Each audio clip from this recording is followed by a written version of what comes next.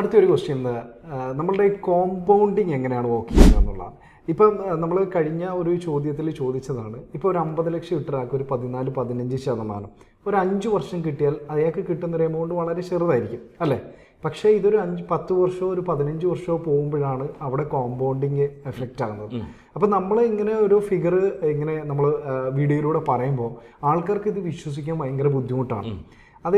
അതെന്തുകൊണ്ടായിരിക്കും അങ്ങനെ? അത് ആ ഒരു പീരീഡിലേക്ക് ഇവർ എത്താത്തതുകൊണ്ടായിരിക്കും അങ്ങനെ?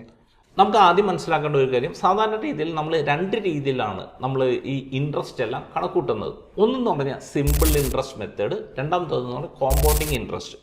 ഇപ്പോൾ എന്താണ് സിമ്പിൾ ഇൻട്രസ്റ്റ് എന്ന് പറഞ്ഞു കഴിഞ്ഞാൽ, സപ്പോസ് രഞ്ജിത്ത് ഇപ്പോൾ ഒരു 10 ലക്ഷം രൂപ ഇൻവെസ്റ്റ് ചെയ്തു എന്ന് വിചാരിച്ചോ. ആ ഒരു ഇൻവെസ്റ്റ്മെൻറ്റിന് സിമ്പിൾ ഇൻട്രസ്റ്റ് ആണ് കിട്ടുന്നതെങ്കിൽ, ഈ ഒരു 5 വർഷത്തെ പീരീഡിലേക്കാണ് ഇൻവെസ്റ്റ് ചെയ്യണമെങ്കിൽ രഞ്ജിത്തിന് ഓരോ വർഷം കിട്ടുന്നത് 10 ലക്ഷത്തിൻ്റെ 10%.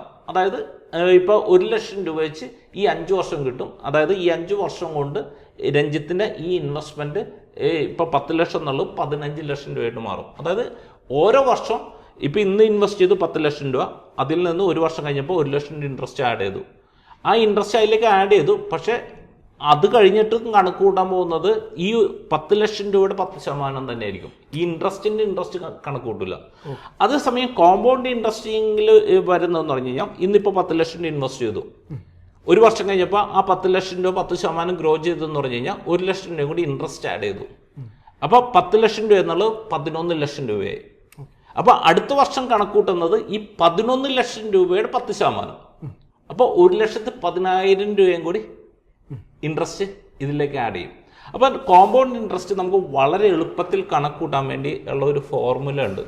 അതായത് 72നെ നമുക്ക് കിട്ടുന്ന ഇൻട്രസ്റ്റ് കൊണ്ട് ഡിവൈഡ് ചെയ്ത് കഴിഞ്ഞ് കഴിഞ്ഞാൽ നമുക്കറിയാൻ പറ്റും ഏകദേശം എത്ര നാൾ കൊണ്ട് മൾട്ടിപ്ലൈ ചെയ്യുമെന്ന്.